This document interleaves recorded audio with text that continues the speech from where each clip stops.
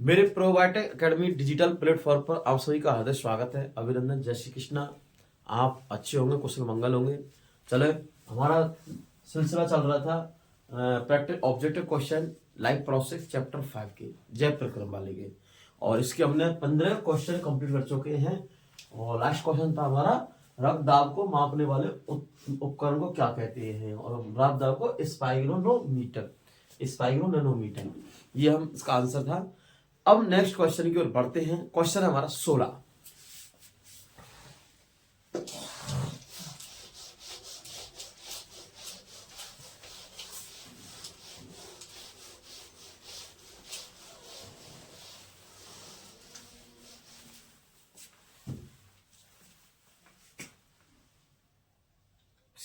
Question 16वां, जैव उत्प्रेरक क्या होते हैं? जैव उत्प्रेरक क्या होते हैं, ये हमारा क्वेश्चन है 16।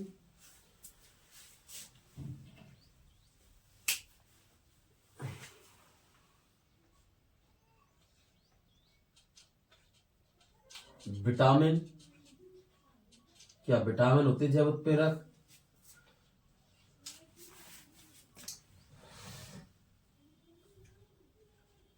क्या हार्मोन होते हैं?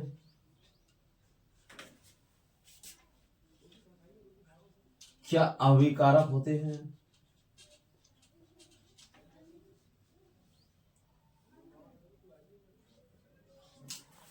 क्या विटामिन होते हैं, क्या हार्मोन होते हैं, और क्या अभिकारक होते हैं? तो क्या विटामिन होते हैं, क्या हार्मोन होते हैं, क्या अभिकारक होते हैं, या फिर उत्प्रेरक होते हैं, मतलब एंजाइम, ये कह लो, क्या एंजाइम होते हैं?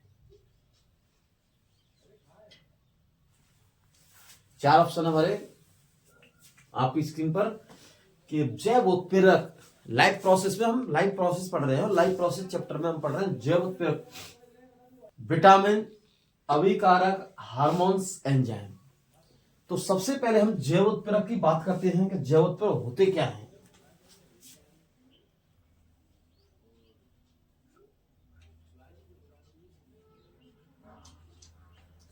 जैव उत्प्रेरक होते क्या है?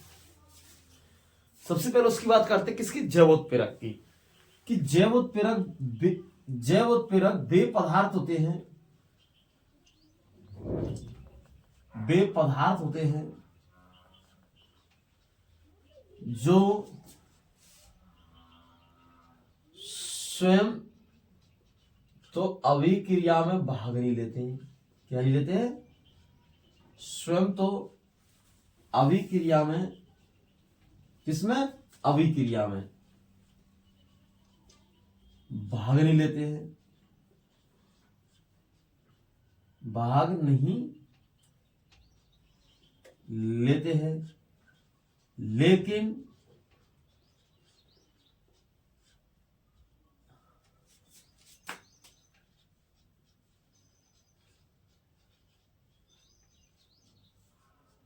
अभिक्रिया की दर को बढ़ा देते हैं, बढ़ा देते हैं या फिर परिवर्तित कर देते हैं। ऐसे लिख लो, परिवर्तित कर देते हैं। क्वेश्चन क्या कह रहा है हमारा, जैव उत्प्रेरक क्या है? तो जैव उत्प्रेरक क्या होते हैं? वे पदार्थ होते हैं जो स्वयं तो अभिक्रिया में भाग नहीं लेते हैं, लेकिन अभिक्रिया की दर को बढ़ा देते हैं, मतलब उसको अभिक्रिया की दर को तेजी से फास्ट कर देते हैं या उसको परिवर्तित चेंज करते हैं। ठीक है, तो अभिक्रिया की दर को बढ़ा देते हैं। इसमें जैसे जैव उत्प्रेरक बात का उदाहरण आते हैं पेप्सिन, जिस बसीय अम्ल, मतलब बसीय, पेप्सिन, लाइपेज, ये क्या है? सारे एंजाइम है। क्या है? एंजाइम। अगर जैसे हम इसकी रिएक्शन अभिक्रिया से देखते हैं, देखो जैसे प्रोटीन को पचाने वाला होता है, प्रोटीन को होता है पेप्सिन,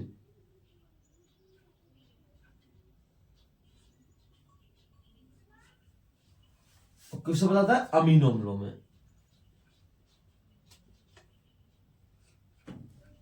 किससे बताता है? अमीनो अम्लों में। दूसरा, वसा को पचाता है लाइपेज, लाइपेज, और किस में होता है? बसीय अम्लों में। अब देखो एक बार फिर दोबारा से कि जैवोत्प्रेरक क्या है? वे पदार्थ होते हैं जो स्वयं अभिक्रिया में भाग नहीं लेते हैं। क्या लेते हैं? स्वयं अभिक्रिया में भाग लेते हैं, लेकिन अभिक्रिया में भाग नहीं लेते हैं, लेकिन अभिक्रिया की दर को बढ़ा देते हैं। क्या करते हैं? अभिक्रिया दर को बढ़ा देते हैं या परिवर्तित कर देते हैं। क्या करते हैं? परिवर्तित कर देते हैं। उदाहरण पेप्सिन, लाइपेज। जैसे पेप्सिन, लाइपेज, ये क्या है? सारे क्या है? एंजाइम है। इनकी दोनों की बात करें, पेप्सिन, रेनिन, ठीक है, ये क्या सारे एंजाइम होते हैं। क्या होते हैं ये? एंजाइम। एंजाइम क्या होते हैं? अभिक्रिया में स्वयं तो भाग लेते हैं, लेकिन अभिक्रिया की दर को बढ़ा देते हैं या परिवर्तित कर देते हैं। जैसे हमने प्रोटीन लिया, क्या लिया? प्रोटीन, और कोई एंजाइम हमने पेप्सिन, इसकी उपस्थिति में अभिक्रिया कराई, पेप्सिन एंजाइम की उपस्थिति में, जो हमारे पेट के अंदर प्रोटीन को पचाने वाला एंजाइम होता है पेप्सिन, और यह करता है अमीनो अम्लों में तोड़ दे। क्या तोड़ता है? अमीनो अम्लों में। तो इसको परिवर्तित करता है, प्रोटीन को परिवर्तित किसमें करता है? अमीनो अम्लों में। इसी प्रकार वसा, और वसा लाइपेज एंजाइम है, लाइपेज एंजाइम किसमें परिवर्तित करता है? वसा को चेंज मतलब किसमें परिवर्तित करता है? बसीय अम्लों में। तो यही तो हमारा क्वेश्चन है। जैव उत्प्रेरक क्या है? जैव उत्प्रेरक वही है कि वे पदार्थ जो रासायनिक, जो स्वयं रासायनिक अभिक्रिया में भाग लेते हैं या अभिक्रिया में भाग नहीं लेते, लेकिन अभिक्रिया की दर को परिवर्तित करते हैं, बढ़ा देते हैं, उसी हम क्या कहते हैं? उत्प्रेरक कहते हैं, जैव उत्प्रेरक कहते हैं। और उदाहरण पेप्सिन, लाइपेज। जैसे प्रोटीन को परिवर्तित करने वाला है पेप्सिन, वसा को परिवर्तित करने वाला कौन सा एंजाइम है? लाइपेज। और ये सारे क्या होते हैं? एंजाइम। तो हमारा ऑप्शन में दे रखा है विटामिन, हार्मोन्स और अभिकारक एंजाइम। तो हमारा ऑप्शन हुआ सही एंजाइम, डी ऑप्शन। ना कि हमारा विटामिन हुआ, ना कि हमारा हार्मोन्स हुआ, और ना हमारे अभिकारक हुआ। ठीक है, तो हमारा कौन सा आंसर हुआ था? एंजाइम। 60। तो जैव उत्प्रेरक क्या है? तो जैव समझ गए, जैव उत्प्रेरक क्या है? एंजाइम है। क्या है? एंजाइम। और कैसे एंजाइम? जो स्वयं अभिक्रिया में भाग लेते हैं, लेकिन अभिक्रिया की दर को बढ़ा देते हैं या परिवर्तित कर देते हैं। ठीक है, ओके। क्वेश्चन हमारा 16 मतलब 17 17।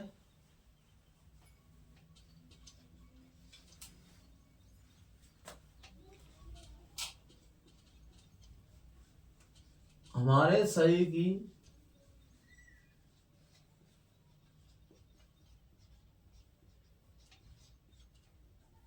कौन सी, हमारे शरीर की कौन सी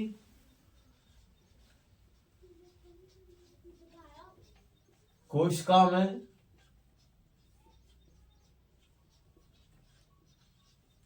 लैक्टिक अम्ल का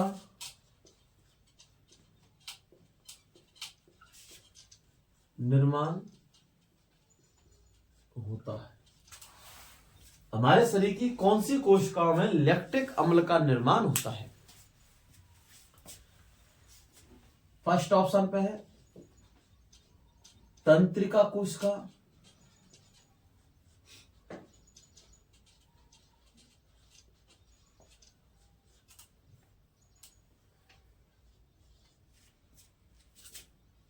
लाल रुधिर कोशिका, लाल रुधिर कोशिका, कैसी कोशिका? तंत्रिका कोशिका, लाल रुधिर कोशिका। तो तंत्रिका कोशिका, लाल रुधिर कोशिका, पेशीय कोशिका,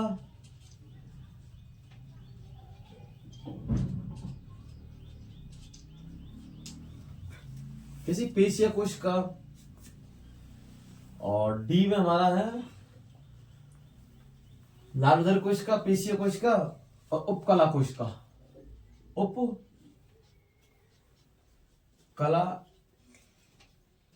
कोशिका।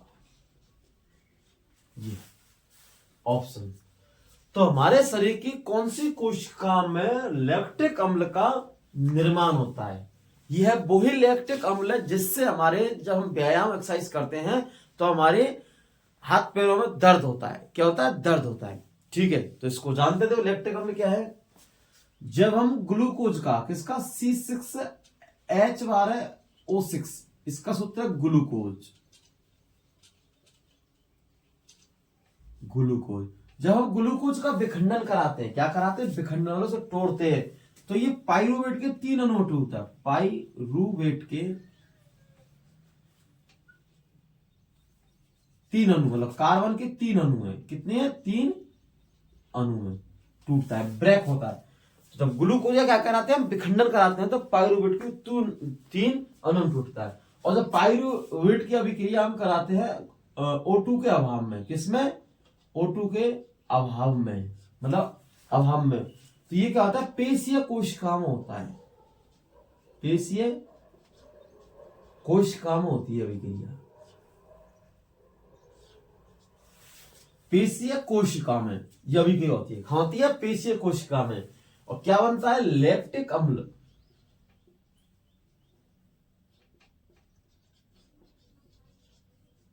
लैक्टिक अम्ल क्या बनता है? लैक्टिक अम्ल बनता है, प्लस में 3 ATP।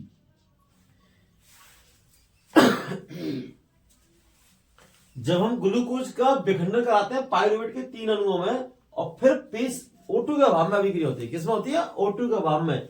तो पेशीय कोशिका में होती है, जो लैक्टिक अम्ल प्लस 3 ATP बनाती है। क्या बनाते हैं? लैक्टिक अम्ल प्लस 3 ATP का निर्माण होता है। किसका? लैक्टिक अम्ल प्लस 3 ATP का निर्माण होता है।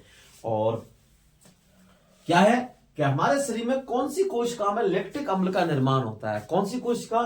तंत्रा कोशिका, लाल रुधिर कोशिका, पेशीय कोशिका, उपकला कोशिका। क्या है? तंत्रा कोशिका, लाल रुधिर कोशिका और पेशीय कोशिका, उपकला कोशिका। ये हमारे इसमें है कि तंत्रा कोशिका, लाल रुधिर कोशिका, पेशीय कोशिका, उपकला कोशिका। ये हमारे क्वेश्चन में है। ठीक है, तो ये क्या कर रहा है कि ग्लूकोज विखंडन कराते हैं। ग्लूकोज 6 अणु होते हैं। कितने होते हैं? 6 अणु, 6 कार्बन के 6 अणु। ठीक है, इनका विखंडन कराते हैं 3 अणुओं में, कार्बन पाइरुवेट अम्ल में। किसके? O2 के अभाव में। O2 का मतलब O2 मिल रही है लेकिन कम मात्रा में, O2 के अभाव में। ठीक है, और पेशीय कोशिका होती है अभिक्रिया, और लैक्टिक अम्ल का निर्माण करता है। क्या बनता है? 3 ATP। इसलिए हमारे हाथ पैरों में हम एक्सरसाइज कसरत करते हैं तो मांसपेशियों में ऐंठन या दर्द का महसूस एहसास कराता है। ये कौन सा अम्ल है? ये लैक्टिक अम्ल ही है। कुछ समय बाद ये धीरे धीरे कम हो जाता है इसका फैन। ठीक है, तो ये तो कौन सी कोशिका है हमारी? पेशीय कोशिका में। हाँ, और ये भी करिए पेशीय कोशिका में। किसका अम्ल करिए? लैक्टिक अम्ल प्लस 3 ATP का। क्वेश्चन क्या करे? हमारे शरीर कौन सी कोशिका में लैक्टिक अम्ल का निर्माण होता है? तो कौन सी कोशिका में? पेशीय कोशिका में। तो आंसर होगा हमारा सही, सी है। हम नेक्स्ट क्वेश्चन की ओर आगे बढ़ते हैं। क्वेश्चन हमारा 18वां।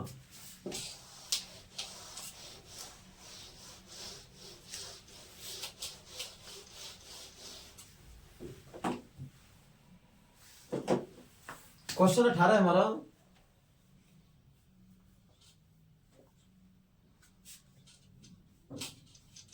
वसा का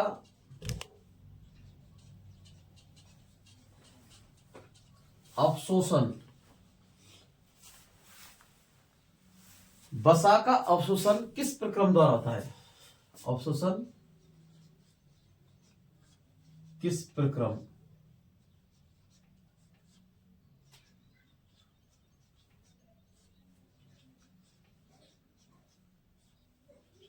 द्वारा होता है?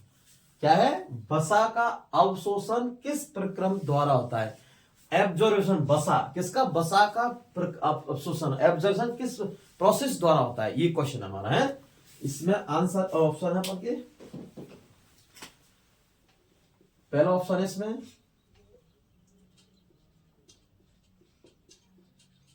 निष्क्रिय परिवहन,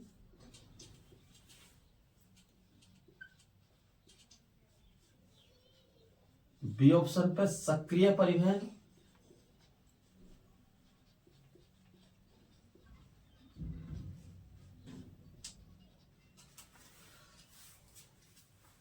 क्या होता है? निष्क्रिय परिवहन, सक्रिय परिवहन। और सी ऑप्शन पे हमारा परासरण और डी ऑप्शन पे हमारा सरल विसरण।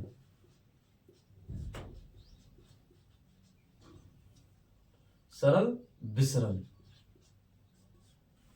ये वसा का अवशोषण किस प्रक्रम द्वारा आता है? ये हमारा क्वेश्चन है, किसका? वसा का अवशोषण किस प्रक्रम द्वारा आता है? तो हमारा वसा का अवशोषण की बात करें तो वसा जो हमारे, हम जो भी जितने तेलीय घी पदार्थ खाते हैं, क्या है, जितने हम तेलीय पदार्थ घी खाते हैं, इन सभी का अवशोषण छोटी आंत में होता है। तो देखो, पचित जो वसा है, वसा का अवशोषण छोटी आंत्र में सूक्ष्मांकुर, कैसे? सूक्ष्मांकुर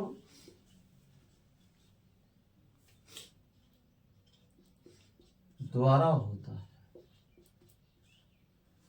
सूक्ष्मांकुर द्वारा। पचित वसा का अवशोषण क्या है? पचित वसा का अवशोषण छोटी आंत में सूक्ष्मांकुर द्वारा होता है। क्या होता है? पचित वसा का अवशोषण छोटी आंत में सूक्ष्मांकुर द्वारा होता है। क्या होता है? छोटी आंत में सूक्ष्मांकुर द्वारा होता है। और यहां सरल विसरण की क्रिया द्वारा, कैसी? विसरण की क्रिया द्वारा होता है। क्रिया द्वारा होता है। क्या होता है? विसरण की क्रिया द्वारा होता है। और ये किसमें टूटता है? ग्लिसरॉल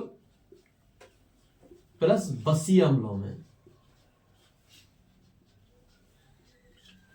और खां छोटी आंत में, तो आंत्र कोशिका में, आंत्र कोशिका में। ये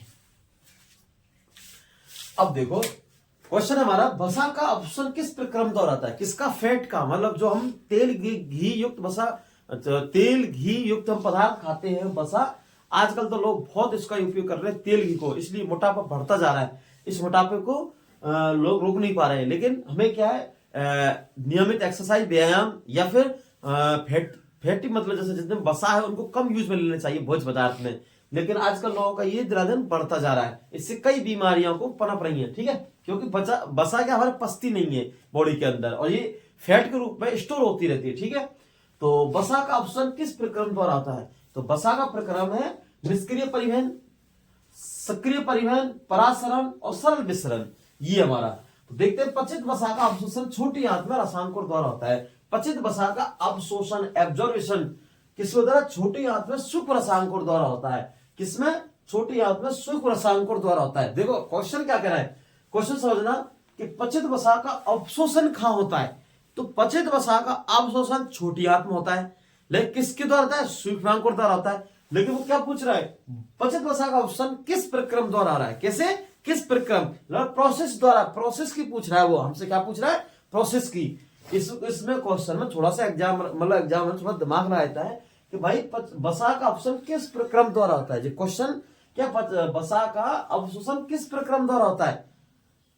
अगर बात आती है वसा का अवशोषण, तो छोटी आंत में। किस द्वारा होता है?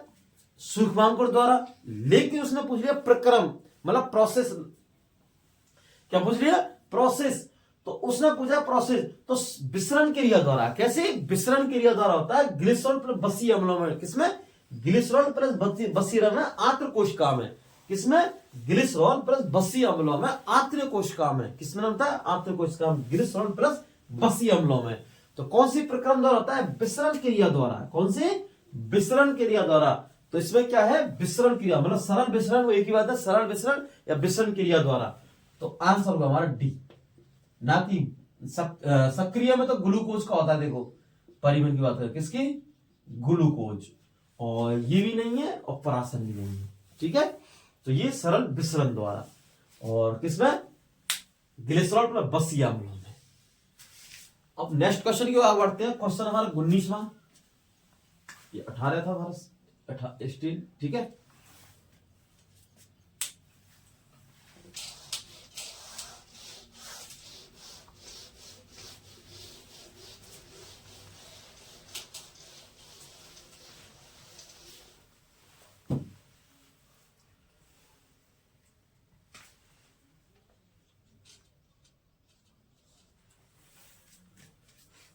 क्वेश्चन क्या कह रहा है हमारा, मानव रक्त परिवहन तंत्र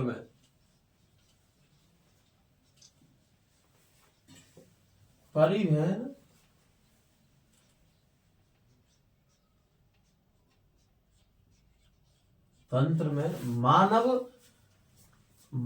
रक्त परिवहन तंत्र में सबसे कम व्यास की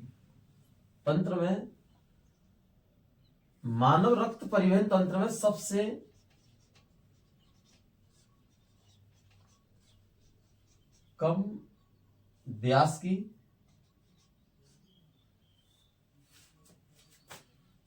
कम व्यास की रक्त वाहिनी है।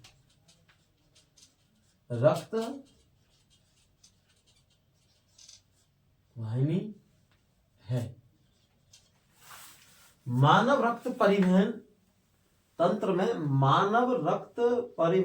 में सबसे कम व्यास की रक्त वाहिनी है,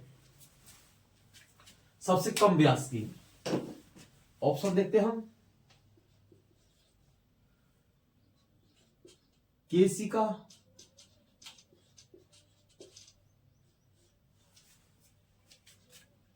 बी ऑप्शन पर सिरा, सी ऑप्शन पर धमनी और डी पर महाधमनी।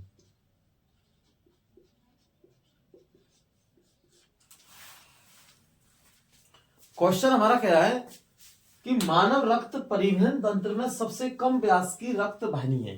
क्या है? सबसे कम व्यास की। बेसिकली हम सिरा धमनी के बारे में अधिक पढ़ते हैं कि सिरा धमनी, जो सिरा है वो ब्लड को वापस शरीर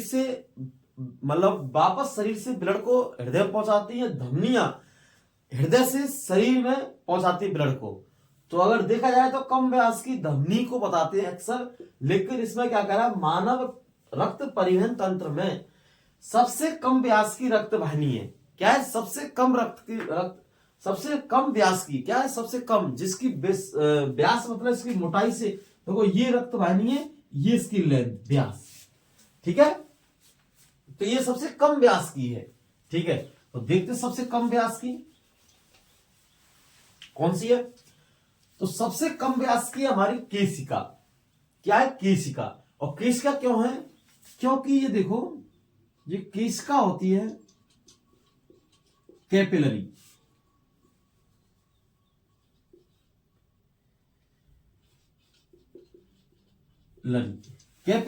जो कैपिलरी केशिका होती है, ये क्या करती है, जो हमारा सिरा व धमनी को, किसको?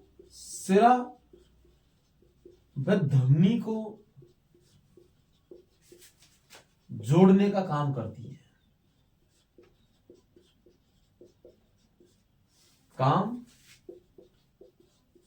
है, किसको? जो कैपिलरी होती है, कैपिलरी मतलब केशिका है, कोशिका नहीं,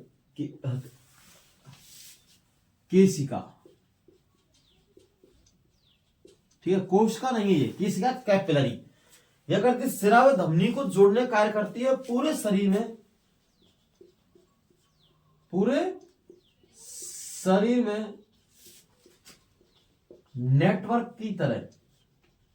नेटवर्क की तरह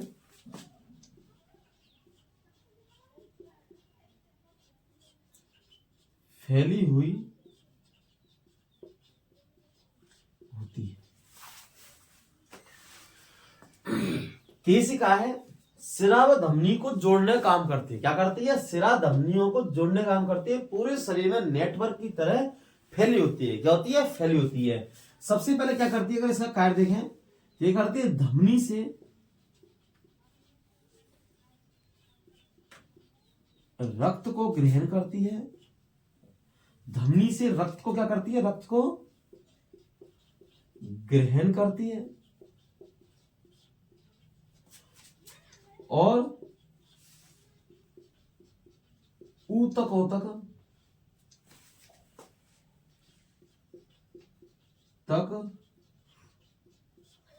रक्त को पहुंचाती है।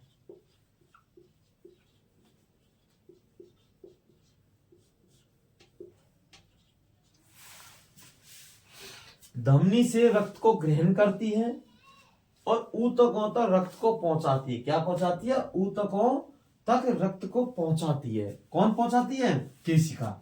और ऊतकों से फिर ऊतकों से रक्त को सिराओं तक पहुंचाती है। सिराओं तक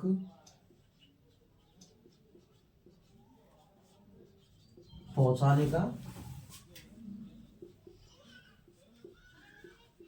कार्य करती है।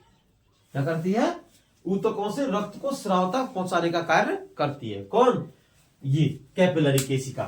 तो आप एक बार फिर से समझो, देखो एक बार, क्योंकि जो हमारी केशिका है कैपिलरी, अक्सर हमने सिरा धमनी के बारे में अधिक पढ़ा है और महासिरा, महाधमनी और फुफ्फुस सिरा, फुफ्फुस धमनी, इनके बारे में हमने इनके बारे में पढ़ा है। लेकिन हम अक्सर इनके बारे में ज्यादा पढ़ते हैं सिरा और धमनी के बारे में, कि सिरा धमनी क्या होती है, बेसिकली इनका योगदान क्या है, इनके बारे में पढ़ते हैं। तो सिरा में कैसा बहता है, रक्त कैसा बहता है, CO2 युक्त, मतलब CO2, और इससे बहता है O2 युक्त, जिसमें ऑक्सीजन मिल रही है। क्या मिल रही है, इसमें ऑक्सीजन मिल रही है, उसे कहते हैं ऑक्सी हीमोग्लोबिन। तो ऑक्सी हीमोग्लोबिन रक्त की बात करें तो इसमें बहता है, और डीऑक्सी हीमोग्लोबिन जो उसको बोलते हैं अशुद्ध रक्त, उससे बहता है किसमें, सिरा में। सिरा क्या, धमनी क्या करती है, हृदय को पंपिंग करती है, खाता पूरे शरीर में। और सिरा क्या करती है, वहां से शरीर में से पूरे डीऑक्सी रक्त को, किसको, अशुद्ध रक्त को वापस सिरा में, वापस किसमें, हृदय में पहुंचाया जाता है। क्यों, क्योंकि इनका कार्य, अब इनको जोड़ने वाली है भाई, जिसने क्या है, धमनी ने रक्त को शरीर में छोड़ दिया, कि छोड़ दिया रक्त में। अभी छोड़ने का मतलब नहीं है, ये किसको देती है, केशिका को। और केशिका क्या करती है, इस रक्त को ऊतकों तक फैलाती है। फिर वहां से क्या करती है, डीऑक्सीजन रक्त को, जिसके डीऑक्सीजनेट मतलब अशुद्ध रक्त, जो CO2 रक्त है, उसको ये किसको पहुंचाती है, सिरा को पहुंचाती है। कौन, केशिका, कैपिलरी। क्या पहुंचाती है, कैपिलरी। इसीलिए ये पूरे शरीर में जाल नेटवर्क की तरह फैली रहती है। कौन, केशिका। और ये सबसे कम व्यास की होती है। कैसे होती है, सबसे कम व्यास की, सबसे कम व्यास की, धमनी और सिरा दोनों से। तो क्या है, सिरा व धमनी को जोड़ने का काम करती है, पूरे शरीर में नेटवर्क की तरह फैली होती है। धमनी से रक्त को ग्रहण करती है और ऊतकों तक पहुंचाने का कार्य करती है। ऊतकों से रक्त को सिरा तक पहुंचाने का कार्य करती है, और ये सबसे कम व्यास की होती है। ये सबसे कम व्यास की होती है। ये सबसे कम व्यास की होती है। क्या होती है, इसका जो व्यास है सबसे कम होता है। तो हमारा ऑप्शन में है केशिका, है अपन के में, तो अपन कर देते हैं ए ऑप्शन, राइट। ये भी नहीं है, ये भी नहीं है, और ये भी नहीं। आंसर क्या होगा, केशिका, कैपिलरी। ठीक है, नेक्स्ट क्वेश्चन है हमारा 20 उसकी ओर बढ़ते हैं आगे।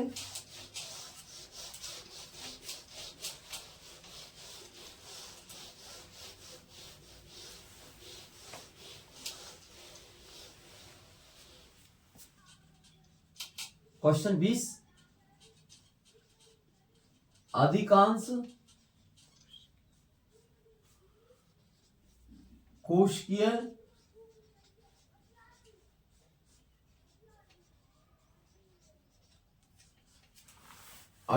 कोशिकीय प्रक्रमों के लिए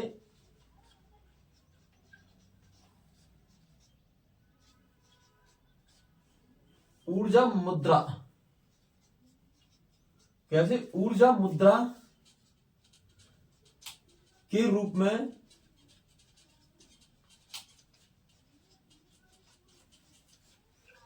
कार्य करती है, यह कार्य करता है, ऐसे लोग कार्य करता है। अधिकांश कोष के प्रक्रमों के ऊर्जा मुद्रा के रूप में कार्य करता है। किसके लिए? अधिकांश कोष के प्रक्रमों के ऊर्जा मुद्रा के रूप में कार्य करता है। किसके रूप में? ऊर्जा एनर्जी मनी, मतलब ऊर्जा मुद्रा के रूप में, ठीक है, कार्य करता है। ऑप्शन फर्स्ट में है हमारा माइटोकॉन्ड्रिया,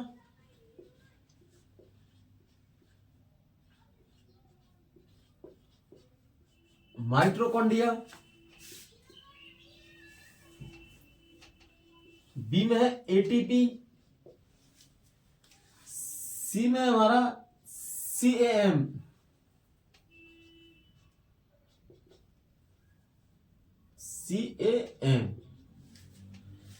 और डी में है इनमें से कोई नहीं, इनमें से कोई नहीं। अधिकांश कोष के प्रक्रमों के ऊर्जा मुद्रा के रूप में कार्य करता है, यह हमारा क्वेश्चन है। तो ऊर्जा मुद्रा के रूप में जो एनर्जी है, हमारे अधिकांश कोष के प्रक्रम, हमारे शरीर में कोष की प्रक्रमों के लिए ऊर्जा के रूप में हम एटीपी को पढ़ते हैं। किसको पढ़ते हैं? एटीपी को। तो देखते हैं एटीपी होता है एडिनोसिन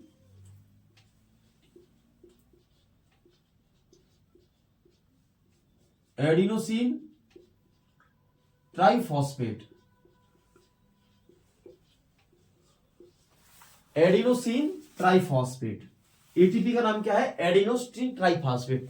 ये क्या होता है? इसमें फॉस्फेट समूह, कौन सा? फॉस्फेट समूह एडिनाइड फॉस्फेट समूह है एडिनाइड। इसमें फॉस्फेट समूह एडिनाइड व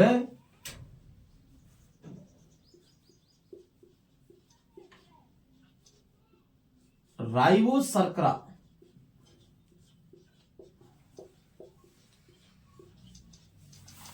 इसमें फॉस्फेट समूह व एडिनाइड व राइबोशर्करा होती है। क्या होती है? एडिनाइड राइबोशर्करा होती है।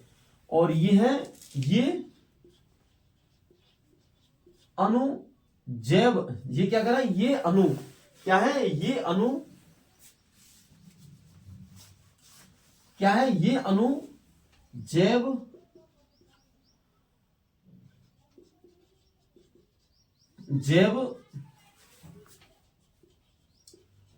प्रक्रमों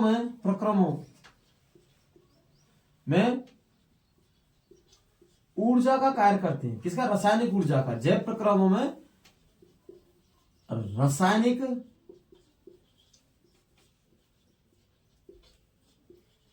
ऊर्जा का कार्य करते हैं। किसा करते हैं? जैव रासायनिक प्रक्रिया में ऊर्जा कार्य करते हैं। इसलिए इसे हम कोशिकीय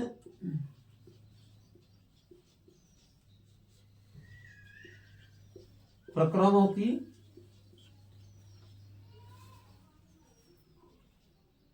ऊर्जा मुद्रा कहते हैं। इसलिए इसे हम कोशिकीय प्रक्रमों की ऊर्जा मुद्रा कहते हैं। क्या कहता है? ऊर्जा मुद्रा। क्वेश्चन क्या हमारा? अधिकांश कोशिकीय प्रक्रमों के ऊर्जा मुद्रा के रूप में कार्य करता है। क्या करता है? ऊर्जा मुद्रा के रूप में कार्य करता है। तो ऊर्जा मुद्रा के रूप में हमारा एटीपी कार्य करता है। एटीपी का होता है एडिनोसिन ट्राइफॉस्फेट। इसमें फॉस्फेट समूह, कौन सा समूह? फॉस्फेट समूह में एडिनाइन होता है। वह राइबोशर्करा, कौन शर्करा होती है? इसमें राइबोशर्करा होती है। ये अणु जैव प्रक्रमों रासायनिक ऊर्जा कार्य करते हैं। क्या करते हैं? ये जो अणु होते हैं जैव प्रक्रमों में रासायनिक ऊर्जा कार्य करते हैं। किसका कार्य करते हैं? रासायनिक ऊर्जा कार्य करते हैं। इसलिए इसे हम कोशिकीय प्रक्रमों की ऊर्जा मुद्रा कहते हैं। क्या कहते हैं? कोश की प्रक्रमों की ऊर्जा मुद्रा कहते हैं। जब भी हम कोई पदार्थ को हम तोड़ते हैं तो हमें ऊर्जा प्लस वो कोई पदार्थ का निर्माण होता है। जैसे हमने माइटोकॉन्ड्रिया हमने O2 की प्रेजेंट में अभिक्रिया कराई तो हमें क्या मिलता है, CO2 प्लस जल प्लस ATP, 38 ATP मिलते हैं। क्या मिलते हैं, 38 ATP मिलते हैं। और हमने अभिक्रिया कराई थी किसकी उपस्थिति में, ऑक्सीजन की अनुपस्थिति में, और किसमें, ईस्ट में कराते हैं तो हमें एथेनॉल